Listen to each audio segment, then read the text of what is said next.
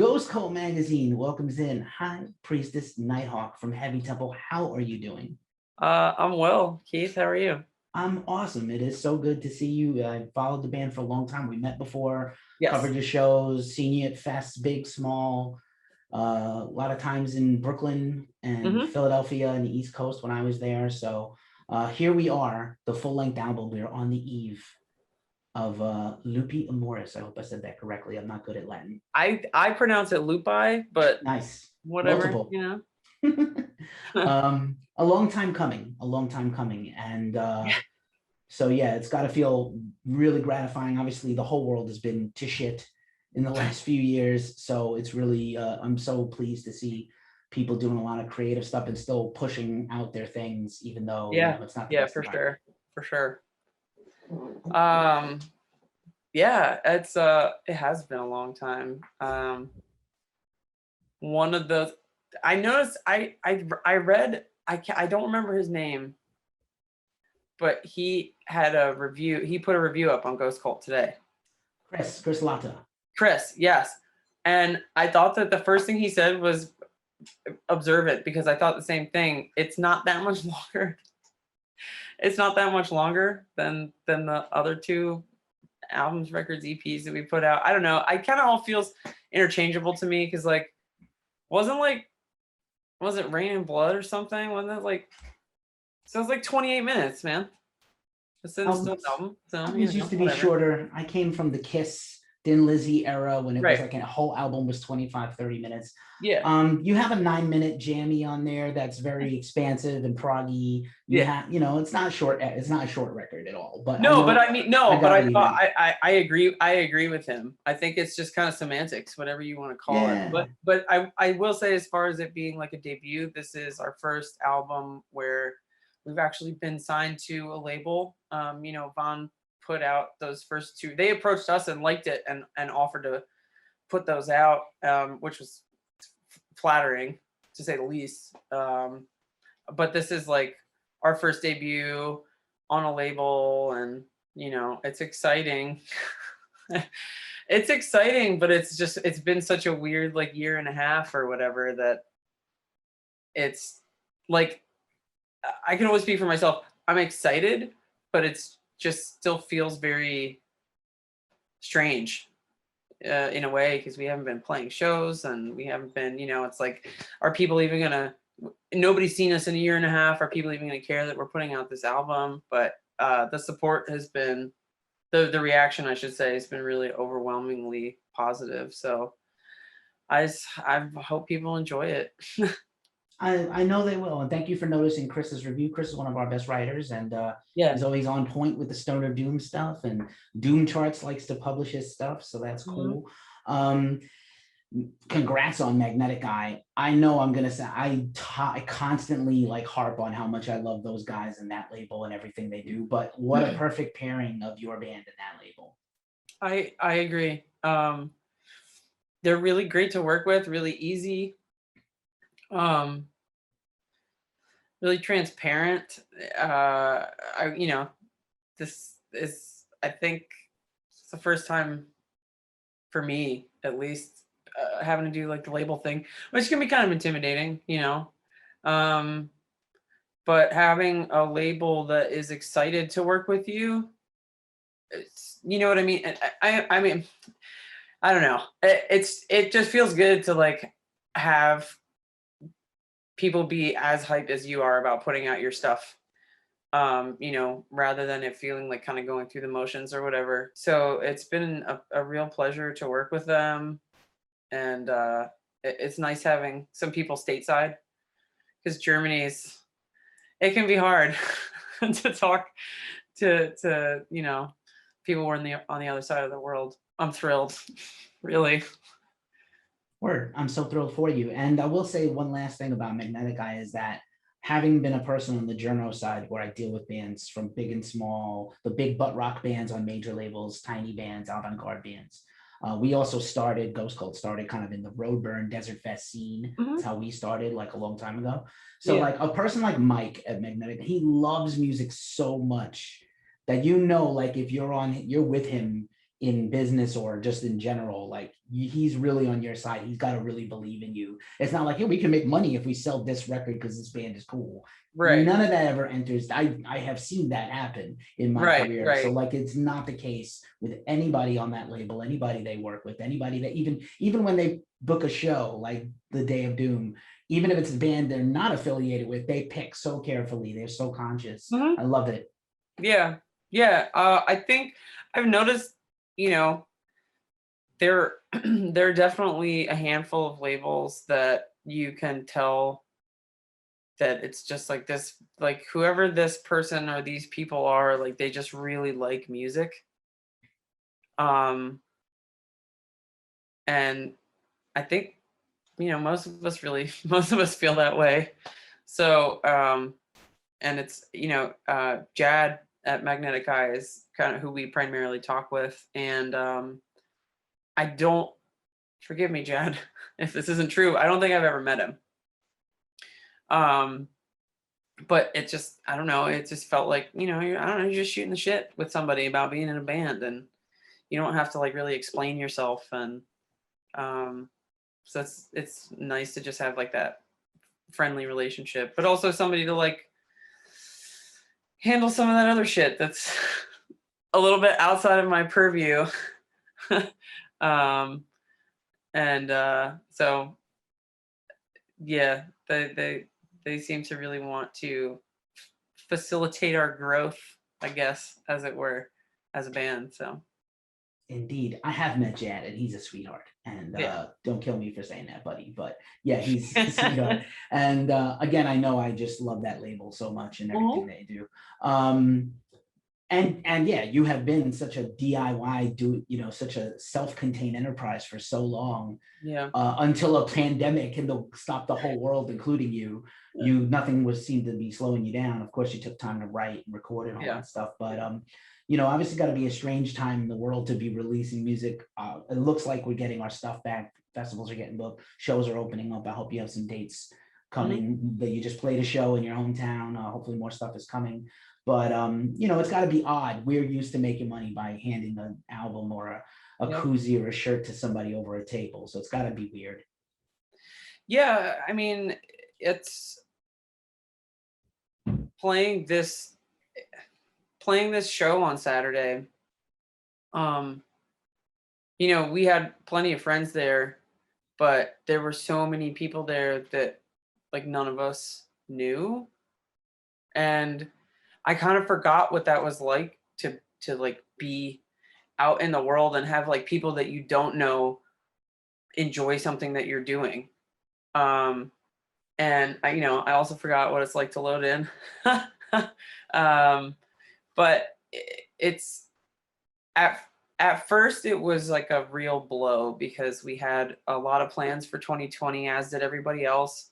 We were sitting on this album, and then everything kind of went to hell, and we were like, well, what do we do, because we can't tour around it. So I'm not typically like the if life hands you lemons type of person, because sometimes life hands you a bunch of shit and you can't play shows anymore.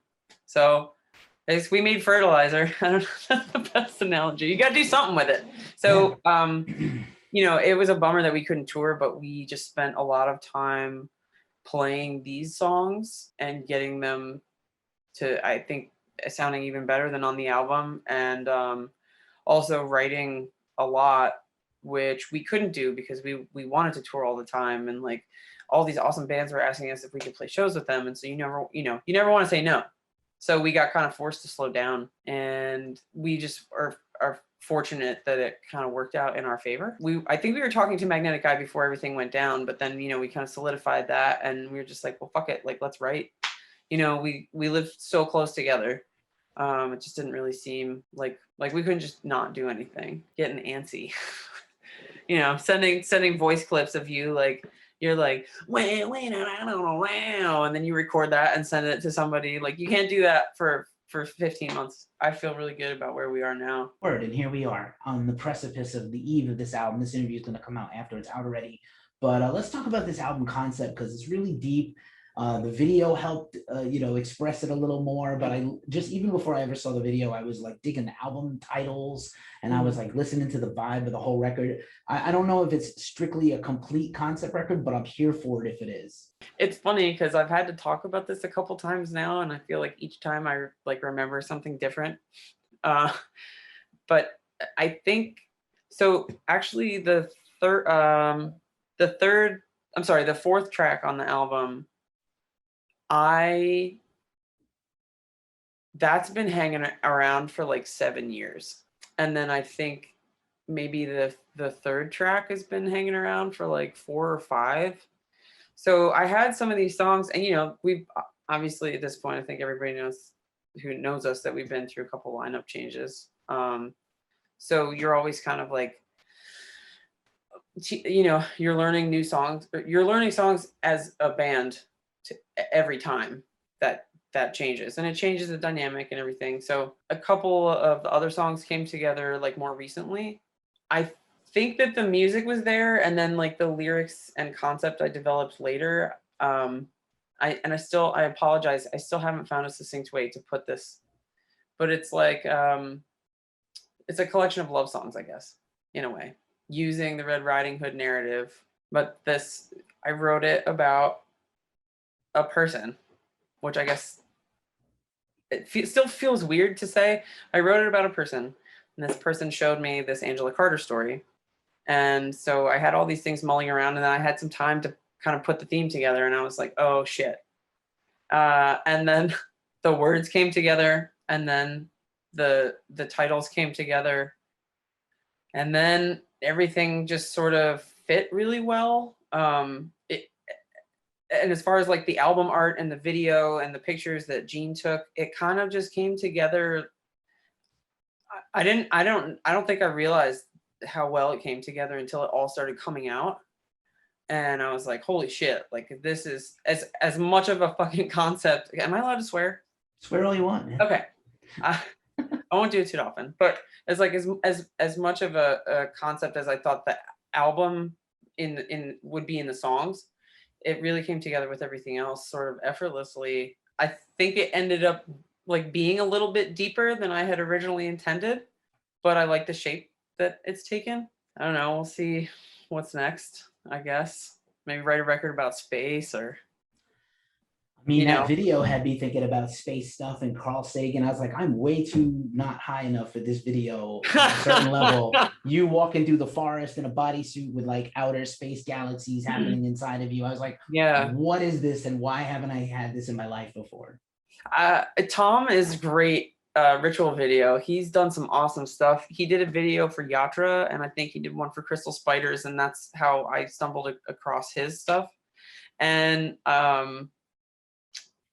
not very funnily enough, Wales lends itself really well to like spooky woods times. So I was like, great, this is awesome. Our guitarist got COVID, and we were going to shoot live footage for that video. But fortunately, we had this footage that was already pre-recorded for a Mutants of the Monster thing. So we were like, Tom, what can you do with this? And we talked a little bit about concepts and stuff, and there was talk of a giant fake werewolf suit. As opposed to a real werewolf suit. I don't know what I'm saying. But he pulled it together beautifully. And then he sent over the final version, and I was like, damn, this is not, I don't know what I was expecting, but it's great. It's our first music video. That's right.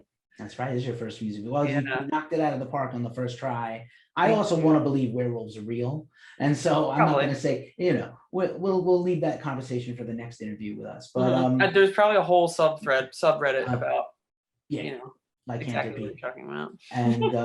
And I know, it's interesting. I know you're known to rock a cloak and Red Riding Hood cloaks. And I love the Carter story. I actually did a little like homework into it because I wasn't familiar with it.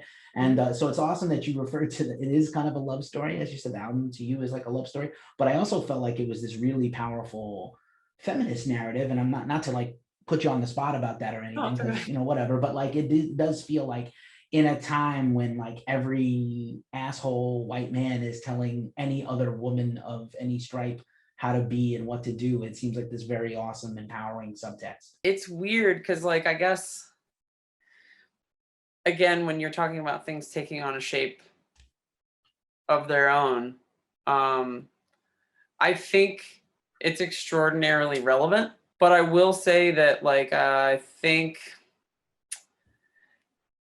it's hard to kind of balance that line between being assertive, and all of the names that come along with being an assertive woman, but also kind of just like not wanting to like use your bandwidth to be a woman all the time. Does that make sense? Totally. I guess I just saw that Carter story as like a dark, sexy tale of empowerment. And again, it's some of the questions that I've been asked have really made me sort of like stop and think about, like I said, the shape that this is taking. And I like it. I'm interested to see sort of what the reaction is, from certain people. I mean, like, dudes. Yeah, of course, of course. Specifically, like the dudes that you're talking about, the dudes that you and I both know that we're talking about, you know, gatekeepery neckbeards, right, everywhere, who yeah, probably were not fans in the first place. Right, you know, they're right. hipsters and they're not real true fans of the music. But I will say that, like, I have experienced moments like that, but I've been experiencing them less and less. So I know that we kind of started over here and we're going here, but I do see that happening less. I do see that happening less. So regardless of all that, I feel like it's just a good album. It is. To me. It is and hopefully everybody else. Yeah, it is beyond just a good album. No, it's all good. It's all good. I mean, I'm here for these conversations. This is what I do, and don't worry about it. If I've caught you off guard, don't worry about meandering. It's all good. I want you. No, to, it's just. I want you to. It's still kind of weird, like talking about this. My mind is kind of blown at this album, and you've caught me, and I'm not gonna lie, I did just smoke a little weed before we started talking. But you're asking me this question, and I'm just sort of realizing like how personally monumental this album is to me. So I'm having that realization with you right now. Just so you know, this is like a moment that we're having. Let's share a moment. Maybe it's that you're such an intuitive artist, you're not aware of it while you're creating the art, and you have to get some space away from it. And maybe even the full heft of this whole thing won't even be apparent to you for a long time. But I think that's what's cool about your band, and that's what's great about this album. Oh, thank you. Right on. You have been a band that has always espoused just kind of, being creative and, free, and that goes through everything you guys do, lyrics, your performance, merch, everything. So I love just like there's no bounds with your band, and that's really exciting. As a person that follows bands, when you see a band, it's like we're not afraid to take a chance. We're going to go in a left turn, and hopefully everyone comes with you. Having had kind of that hype around you for a long time, were you nervous about? And you said you sat on this record for a minute because of everything, but like, were you nervous about kind of measuring up? Believe me, people are gonna love this thing when they hear the whole thing, but like, I wanted to hear from you how you felt. I would be lying if I said that I wasn't nervous. Like I said, you're putting out an album and I mean, fortunately, I guess we're putting it out at a good time because we do have a few shows coming up, but we just weren't sure at what point we were going to be able to tour to support it. And like I said, we've kind of just been hanging out for a year and a half, and are people gonna be into it? Are new people going to discover our band without going out and showing people, kind of what we do? So yeah, definitely nervous and kind of like maybe a little bit of imposter syndrome. But I think based on like what people have told me and and some of the comments on like our social media posts, that everybody seems to really be into it. So I'm just gonna go with that. And it might not be for everybody, but you know, we just wanna, I think the goal of Heavy Temple has always just been to like write what feels good, and then hopefully other people like it. You know, you want to write stuff that you want to hear. Like if I wasn't in this band, would I buy this record? So I guess that's sort of how I measure things sometimes. Right on. I think you would. I think you would.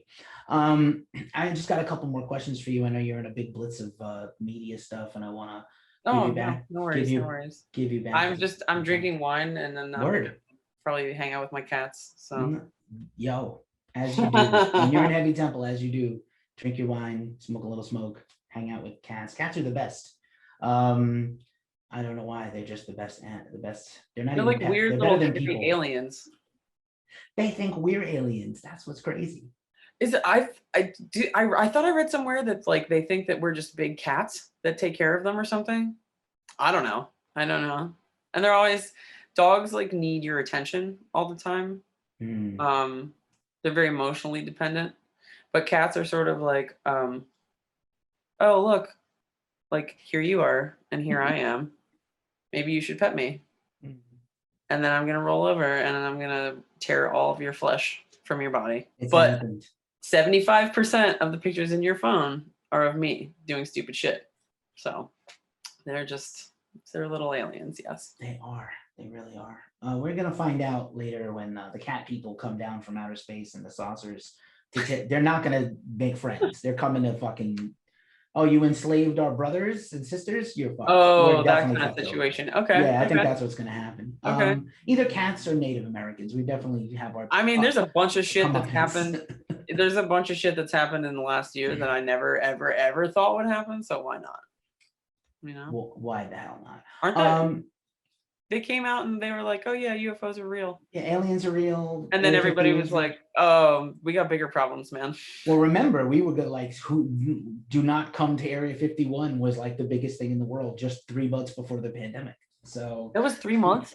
September 2019 was the Area 51 thing, and then it was like December we started to hear about this thing. So like, maybe we need the aliens. We're over. What is time even? You know. I don't know what is anything? What is reality? Again, your video had me questioning reality. So for real. Yeah. I got the opportunity. I mentioned this to you in person once before, but never in the interview. I had the opportunity a long time ago to meet Bootsy Collins and talk to him about the space base. And because he was probably high when he said this. And I also was drunk. So like, in all fairness and just full transparency journalistically, he said the space base chooses you. And I know you have a story about how you came into possession of your base, but I love that story. And I wanted to see if I can get you to talk about it now. The space base chooses you. So Google is the short answer. The longer, perhaps more interesting answer is I was hanging out with some friends and we were talking about like weird, like pointy metal bases, you know? So I pulled out my phone and I Googled pointy base. And that was like one of the first things that came up. And I immediately, of course, I said, oh, I should get this. And then you tell everybody you're joking, but you're not actually joking because you want to gauge their reaction before you purchase. I mean, that's a significant purchase. A musical instrument. So I was convinced to buy it. It showed up and it sat for maybe like a week or longer. Because I was looking at it and I'm like, this thing is so fucking cool. But I was also thinking, you look like a dick. Like, you're going to look like an asshole with this face. But then the same friend who sort of twisted my arm to buy it came over and picked it up and put it on. And I saw it on him and I was like, wait, this is actually super awesome. And I should start playing it. And then I did. I had to buy like the world's biggest coffin case. But that's yeah, so the pointy bass found me, and it's fun to play. It's fun to play. And it suits you. I think it fits you, you know, your whole thing. Which I would is agree. I mean, I guess there's like a part of me that that's sort of like this. Look at this thing that I have, because it's so fucking cool. I thought about getting like the Gene Simmons like axe bass, or I think it's an axe. I can't. Yeah. And I was like, what if I just got like other people's cool basses? But no, I think the star bass is it does suit heavy tempo more. Because that's kind of always what I wanted to make, like, heavy space music. So totally righteous. it Yeah. fits. We get the Gene axe bass. Maybe we get the Jerry only, the Jerry I thought only about coffin bass. I thought about doing the like a green Peter Steele thing. Yes. I don't know if I'd want to wear the chain all the time. He's got had way more muscles, I think, than I have ever had. I think he has So- more muscles dead than I will ever have. Jesus, his skeleton must be, buff. Rest in peace, Peter. But Yeah, I think the chain would be, as a former bassist, the chain feels like it would be a little uncomfortable a bit much. on Yeah. stage alone. And they play like an hour and a half, right? Yeah. So it's these long songs with the bass chain rumbling on the shoulder. I don't know. That's not for me. I had a final question for you, but I'm kind of mesmerized by this like kitchen board over your shoulder with a vinyl clock and the Abbott photo. For some reason, just staring back at me this whole interview over your an evil angel on your shoulder. I can I think I can. So Look at this guy. this is myself. Oh wow, okay. From we did a photo shoot with the old lineup, and we all dressed as famous face paint people. Yes. So our friend Dante took this picture. I think I was dressed as a Both, and Leanne was King Diamond, and Tina, I think, was Shaggy 2 Dope from ICP. I remember. Mix it up. And then my mother purchased a vinyl of Chasset from me, and she purchased 2, and then she had in typical supportive mom fashion, I guess, she made me a clock. I don't know if anybody else's moms have made them a clock from one of their records, but I'm saying, moms, step your game up. I don't know your mom, but she seems amazing. She's awesome. Very sweet. She got her first tattoo at like 70, 71, and it's our Heavy Temple logo. First, we had to show her that we could make like a couple dozen bucks playing a show, and then she was like, "Yeah, you're doing it." So no, she's great. Amazing. And of course Dante Torrieri works with Ghost Cult, so I know Dante very well. Yes. Shout out to Dante. And you, congratulations on this album. Congratulations on all your success. I'm really so pleased for you, and we hope to see you on a stage as soon as humanly possible. Thank you so much for hanging out with Ghost Cult. Oh, thank you so much for having me. We'll do it again soon. I hope so. See you in real life sooner rather than later, hopefully. For real, we need to get away from these cats and get out to a show.